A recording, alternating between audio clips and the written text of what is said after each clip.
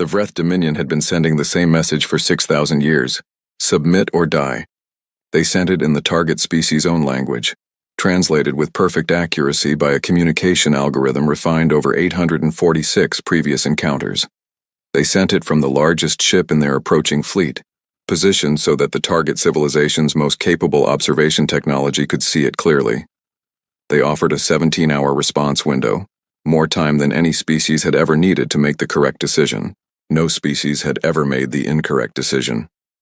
The message reached humanity's border relay station at 0341 Standard Time on the 44th day of year 2287 and was forwarded to the Terran Council's emergency session within 6 minutes. The translation was perfect, the grammar was correct, the meaning was unmistakable. Submit or die. The council session lasted 3 hours and 44 minutes. The vote was taken. The response was prepared. It was one word. The Vreth Fleet Supreme Commander had the translation run 3 times, then by a second translation system, then asked his communications officer to confirm that the single-word response was complete, that there was no additional content, no clarifying statement, no diplomatic framing. The response is complete, the communications officer said. The commander looked at the word for a long time. No, in 6,000 years and 846 encounters, the word had never appeared in a species' response to the Vreth ultimatum. It was not in the Vreth protocol for contact engagement. The protocol covered acceptance, negotiated acceptance, delayed acceptance, acceptance with conditions, and armed resistance followed by acceptance. It did not cover no, because no had never happened. Proceed to demonstration, the commander said. The Vreth fleet's planetary disruption weapon had been used 412 times in 6,000 years. It had never been intercepted, never been shielded against, never failed to function exactly as designed. The targeting sequence took 11 minutes. The weapon charged. The commander gave the activation order. Nothing happened. He gave it again. Nothing. The weapon's diagnostic system reported full operational status, all systems nominal, all power readings within expected parameters. The weapon was ready. The weapon was not firing. On the human vessel that had transmitted the word no, Ambassador Yael Osman stood at the communication station and looked at the Vreth fleet on her display. Large. Overwhelming. The 17-hour response window had been a formality. No species had used the full window, because when you saw what was coming, you understood that the window existed only to allow the defeated party to compose themselves before responding correctly. Commander, Osman said into the open channel, my name is Ambassador Yael Osman of the Terran Accord. Your weapon is disrupted, not damaged. The disruption will continue as long as this vessel is within range. She paused because the pause mattered. We've been expecting you. For 60 years we've been expecting you. The word no was not our decision in the past 3 hours. It was our decision 60 years ago. Everything that happens next was planned then. She pressed a control on her display. A signal fired from the human vessel, not toward the Vreth fleet but outward, in every direction simultaneously, at the specific frequencies the Vreth Dominion's own subjects used for internal communication. The signal was compressed and pre-formatted, designed to pass through Vreth monitoring as routine traffic. The signal traveled at the speed of light toward 10,000 worlds. On the 14 subjugated worlds within light minutes of the Vreth fleet's position, the signal arrived in minutes. On those 14 worlds, simultaneously, things that had been waiting for 60 years woke up. The Vreth commander watched his internal sensors return anomalous readings from 14 systems his fleet was responsible for managing. Power fluctuations, communications disruptions, infrastructure instabilities in systems that subject species maintained, that only subject species knew how to maintain, because the Vreth had always considered maintenance beneath their attention. What are those reading? He asked his sensor officer. Unknown, sir. The events are inside subject species infrastructure, not weapons signatures. Then what are they? The sensor officer looked at his display for a long time. I believe, he said slowly, that they are systems being turned off. Director Kara Holt had been the head of Terran Strategic Intelligence for 11 years, but she had been working on the Vreth problem for 31. The problem had begun in year 2226, when a junior analyst named Holt, had been assigned to review data from humanity's long-range telescopic survey network. Specifically, a section pointed at a region cataloged as sparse, low interest. The region was sparse. It was not low interest. It was the leading edge of the Vreth Dominion's expansion vector. The expansion pattern was visible in the data, a wave front of activity moving at a predictable rate, consuming systems on its leading edge and incorporating them into an organized structure behind it. Holt had calculated the expansion vector's projected arrival at human space. She had presented her analysis. The Council had received it. The Council had been building since year 2227, not publicly. Publicly, the Terran Accord was a commercial civilization, growing steadily, developing its colonies, investing in civilian infrastructure and research. Publicly, the Accord's military was a modest defensive force appropriate to a civilization that had not encountered significant hostile contact. The public picture was technically accurate. It didn't show the shipyards running at full classified capacity, the weapons programs funded through civilian research budgets, the 60 years of targeted preparation for a contact scenario with an adversary whose methods were completely documented because they had used those methods against 846 other species and had never bothered to conceal them. The Vreth's playbook was their public record. Every species they'd absorbed was a case study. Every technique they'd used was observable. Humanity had studied those techniques for 60 years and built specific countermeasures for each. The Planet Killer disruption system had been tested 47 times against a replicated version of the weapon, built from observation data of worlds that survived the weapon's effect. It worked because the weapon operated on a resonance principle. It required a clean return signal to maintain targeting lock, and the human disruption broadcast polluted the signal beyond functional threshold. Not a shield. A jamming system. The AI infiltration had begun 20 years ago. Vreth-controlled systems used an architecture the Vreth considered secure because they had never encountered an adversary with sufficient sophistication to penetrate it. Humanity had penetrated it in year 2267, passively, monitoring only, designed to provide intelligence rather than control, until the moment the signal fired and the infiltration nodes provided the specific disruption sequences the subject species needed to safely shut down critical Vreth infrastructure without damaging their own systems. The subject species knew it was coming. They had known for a long time. Not all of the 846 previously subjugated civilizations had been subjugated in the way the Vreth believed. The Vreth understood submission as a complete state. A species submitted, was incorporated, was absorbed, and thereafter functioned as a productive subject people. They had never conceptualized the possibility that a species could appear completely submissive while maintaining an internal culture of resistance. They had never conceptualized it because no species had ever had a way to act on internal resistance without being detected and destroyed. Humanity had provided the way, not weapons, not military capability. Something quieter, a method, a communication architecture, a 60-year relationship conducted through the specific channels the Vreth considered beneath their attention, the low-frequency bands that subjugated species used for domestic traffic.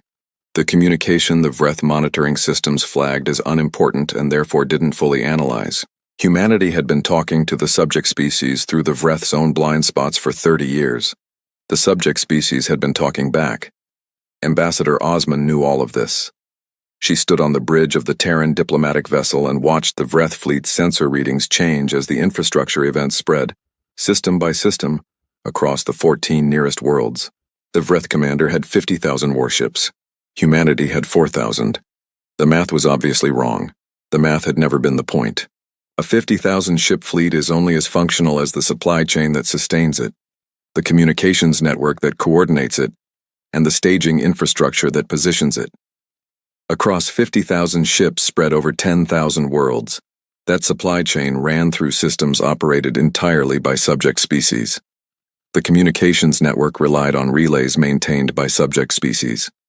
The staging infrastructure had been built by subject species and could only be maintained by subject species. The Vreth had built the most powerful military force in galactic history on a foundation of labor that didn't belong to them. They had never considered what happened if the labor said no. 4,000 human warships were moving into position now, not toward the Vreth fleet, but toward the systems the Vreth fleet depended on. Not to hold those systems, to protect them. To make clear that humanity was not there to destroy the infrastructure the subject species had built, but to ensure those species could continue deciding what to do with it. The Vreth commander's options were narrowing in ways his protocols had never mapped. The Vreth Dominion's central database listed 847 species encountered during 6,000 years of expansion.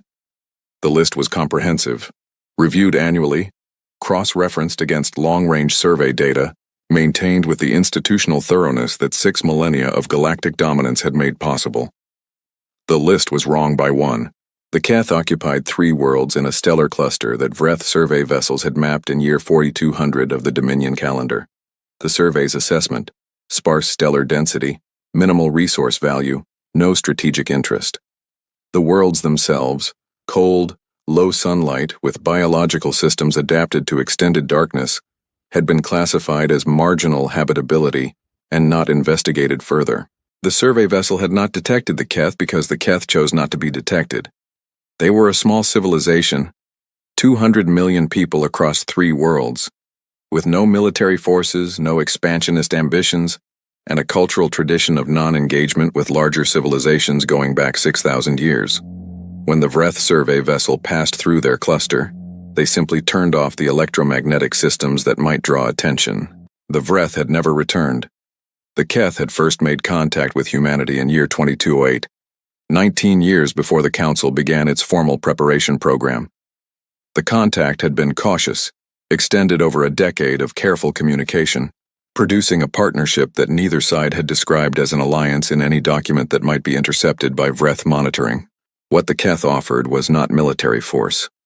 What they had was something no other species in the galaxy had developed: a complete understanding of the fundamental engineering principles underlying wormhole aperture formation.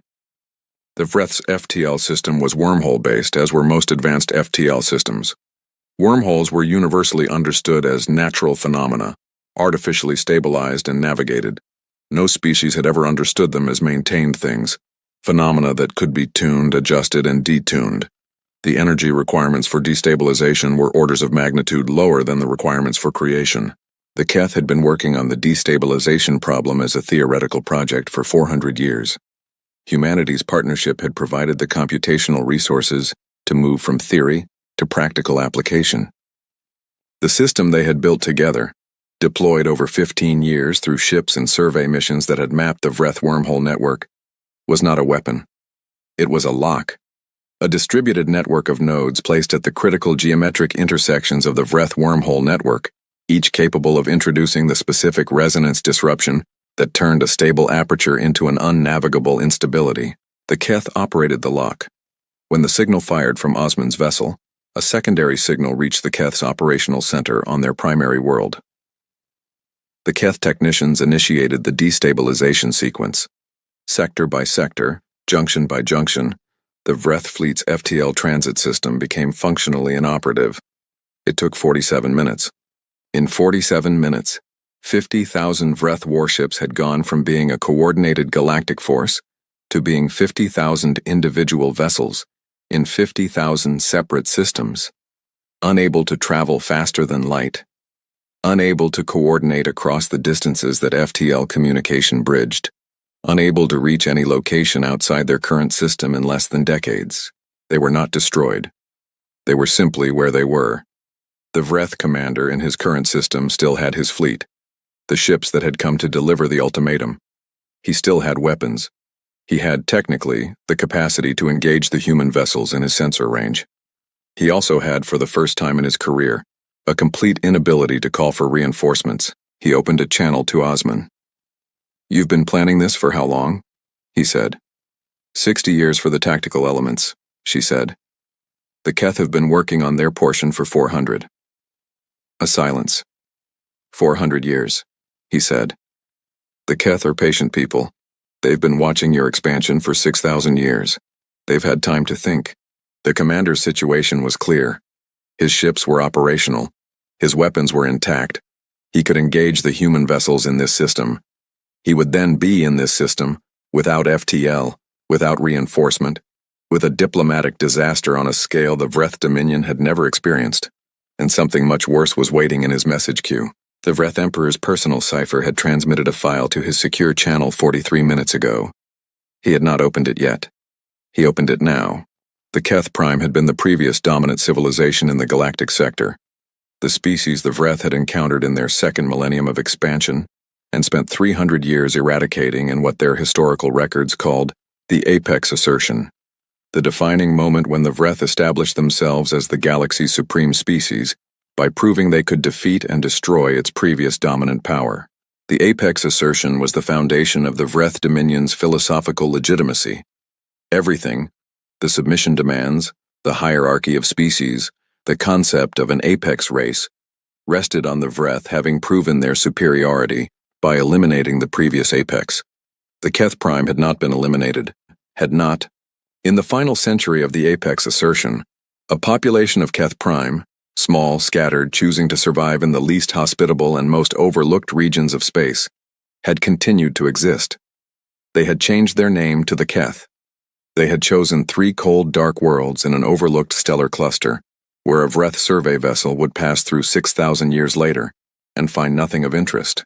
They had also, in the 3,000 years since the Apex Assertion, intermixed with surviving populations of other species, including, eventually, the Vreth themselves, in the early period before the Dominion had fully consolidated, when the borders between the two civilizations were fluid and individual members of each sometimes crossed them without returning.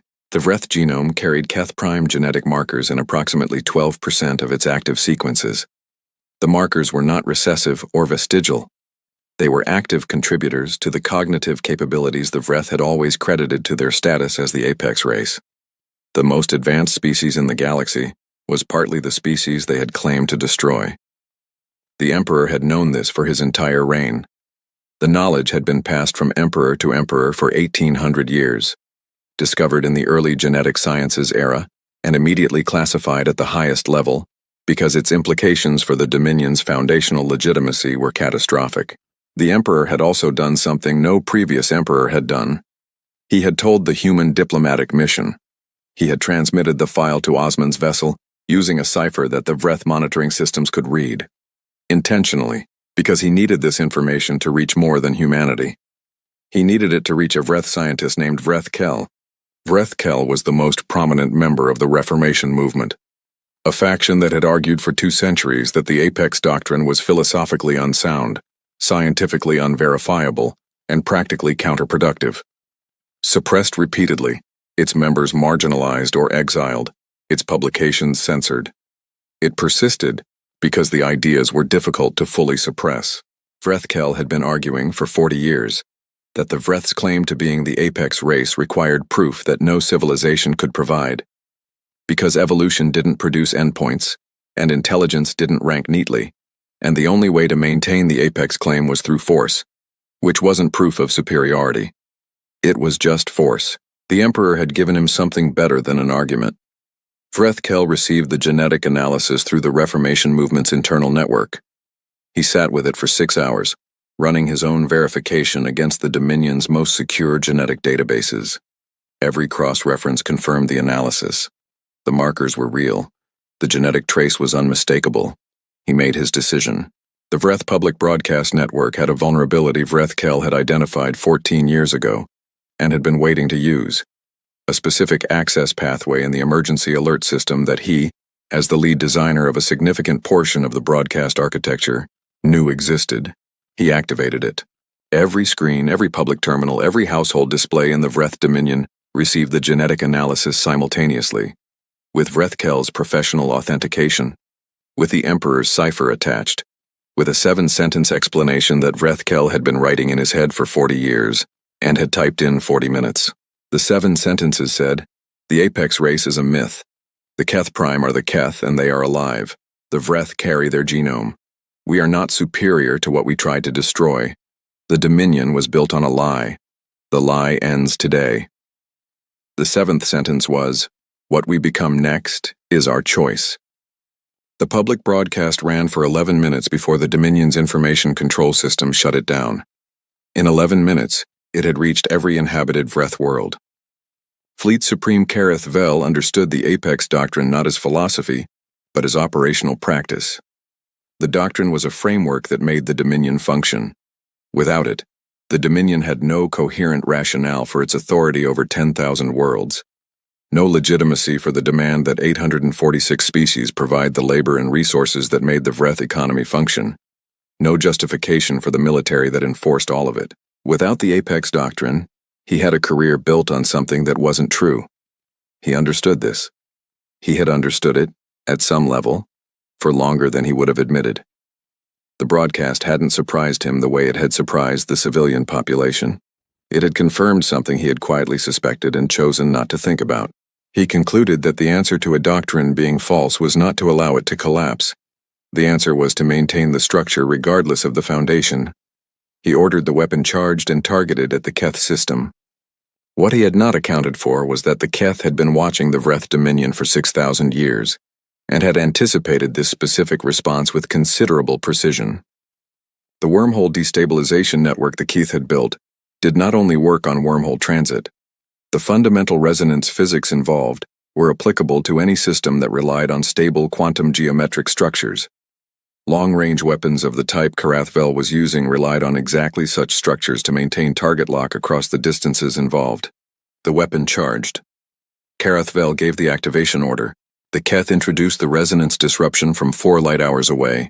The weapon's targeting system experienced a cascade failure, an uncontrolled cascade that vented the weapon's charged energy in 17 directions that were not the target, destroying 4 of Karathvel's own ships in the discharge.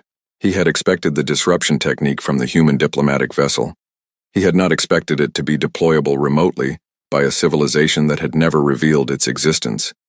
The hardliner fleet was surrounded, not only by human warships, though those were present. Surrounding Karathvel's forces were ships bearing the flags of 23 species the Vreth Dominion had classified as subjugated. Ships built, in the years since humanity's communication channels had reached them, from materials the Vreth believed were being used for civilian construction. Crewed by personnel trained through educational programs the Vreth had approved as economic development initiatives. 23 species. Not conquerors. Forces positioned to protect the Keth system, to protect the worlds where the Reformation movement had civilian support, to protect populations of Vreth worlds where the hardliners' response to the broadcast had been violent. The battle that followed was not humanity against the Vreth Dominion. It was the Vreth Dominion against itself, with humanity and 23 allied species positioned to limit the damage and protect civilian populations caught between the factions. Karathvel fought well. He was a genuinely excellent military commander, experienced, disciplined, executing under impossible conditions. He inflicted real damage. He was also, over 11 hours, systematically outmaneuvered by an adversary that had studied his tactics for decades and built specific counters to each one, wargamed 700 times in simulation, executed with the efficiency of people who knew exactly what they were doing and why. He lost the engagement. He did not lose quickly.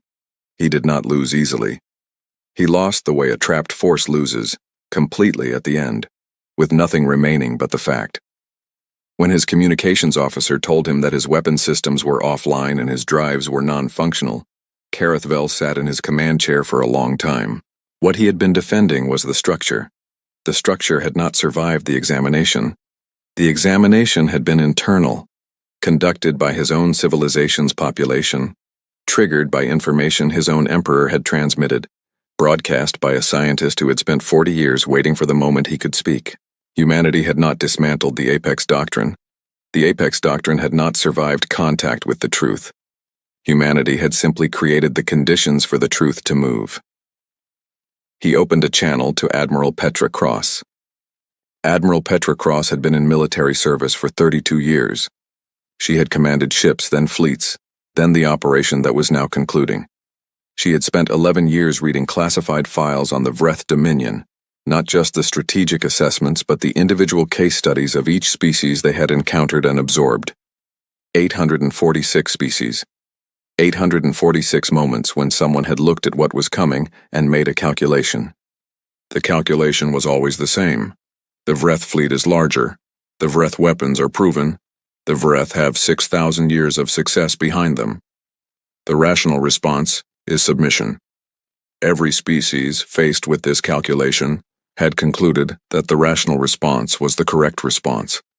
Every species had been wrong about what rationality required. "How did you know?" Carathvel had asked. "How did you know we would break?" Cross considered the answer for a long moment.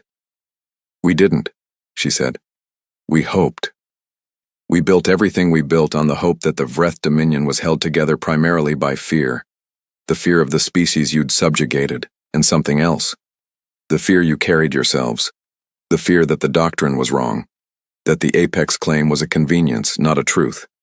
That the structure you'd built might not survive the first honest examination." She paused. "We couldn't fight you the way you fight. We don't have the numbers, we don't have the centuries of experience.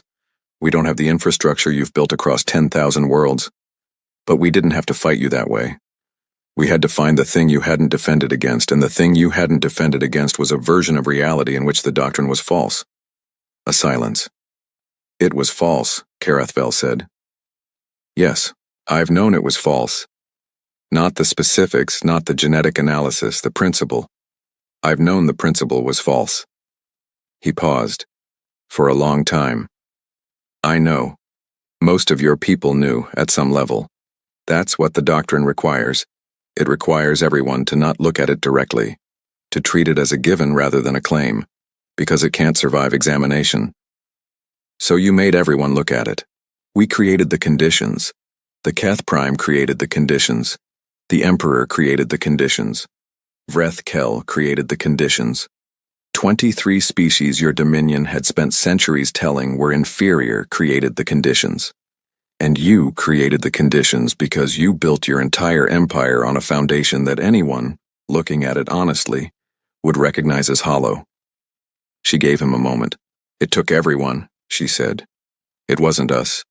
It was the decision, made by 1,000 people across 100 years, to believe that something better was possible, and to build toward it." Carathvel was quiet for a long time. "You should have said no 1,000 years ago," he said finally. "Someone should have." "Yes," Cross said. "Someone should have." The formal terms were transmitted 3 days later, after negotiations involving humanity, the Vreth Dominion, and representatives from 14 species whose infrastructure revolt had been most operationally significant. The terms were not what the Vreth military expected. No territorial annexation, no reparation structure that would cripple the Vreth economy and create resentment outlasting the generation that signed the agreement. No forced military reduction leaving the Dominion vulnerable to the neighbors it had accumulated over 6,000 years. 4 requirements.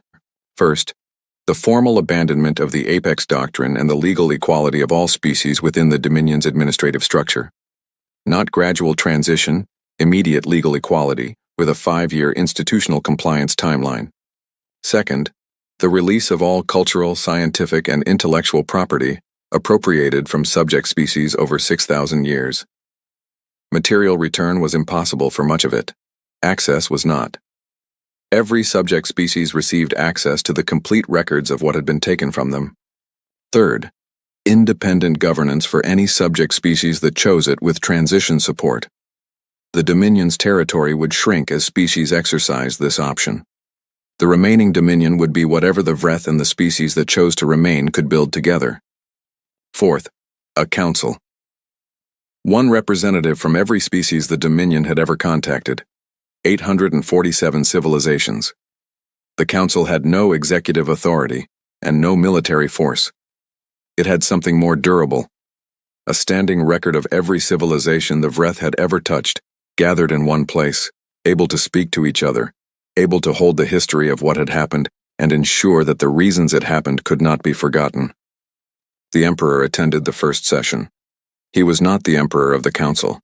He was one voice among 847, with no more authority than the representative of the smallest species present. He sat in the second row, behind the Keth delegation, and spent the session listening. The Council met on a station built specifically for the purpose, in orbit above a world chosen because it belonged to no species currently present, and had been classified in the Vreth's survey records as having no strategic value. Its only value was what was decided there. Ambassador Osman attended as one of humanity's 2 representatives. She sat through the first session and the second and the third, and watched 847 civilizations learn to be in the same room. It was not smooth. It was not peaceful in the easy sense. It was the specific productive difficulty of species, with very different histories and very different grievances, trying to find the language to be in the same conversation. It was, she thought, the best thing she had ever seen. The Vreth Dominion had ruled 10,000 worlds by telling 846 civilizations that there was only one way the galaxy could be ordered, with the apex race at the top and everyone else arranged beneath. For 6,000 years, no species had said no. For 6,000 years, the arrangement had held because the only alternative anyone could see was destruction. The alternative was this: 847 voices in one room, none of them apex, none of them at the bottom, all of them trying. In 6,000 years, no species had ever said no to the Vreth Dominion and lived to speak another word. Humanity said no, and then said everything that followed: the truth, the invitation, the possibility. The apex race had ruled 10,000 worlds. It turned out all it took to end their rule was one word, the second most powerful word in the galaxy. The most powerful, it turned out, was the one that came after. Yes,